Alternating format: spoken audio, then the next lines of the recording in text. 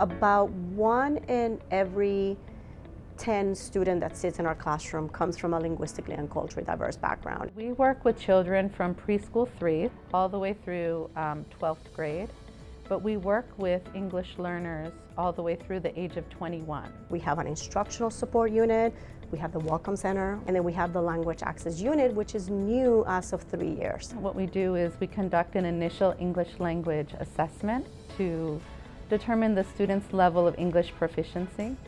Part of that initial visit will also include an interview so that we can ascertain information about the student's educational history. They are true champions for equity and access. And that plays out in a number of different ways for families. But more importantly, this element of students feeling welcomed and supported is a critical part of supporting the family, but also the student as well, so they can experience success in school. If you are not able to communicate with your school to learn about your children's progress, their challenges, their areas for growth, there's very little way that you can really support them in achieving their goals. Our team is very diverse, so it is very easy to connect with them. Most of them come from immigrant backgrounds themselves, so they know the way to talk to a parent, the kinds of support that they probably will need. Recently, we've been able to bring on a bilingual counselor to help with mental health supports. We've also been able to connect families with housing resources, food instability resources. We now have a clothing bank here at the Welcome Center as well. I was blown away in my experience visiting the Welcome Center. When you walk into the space, it's very inviting. The staff is very approachable, and you can see a number of different activities taking place. So there's space for conversations and training.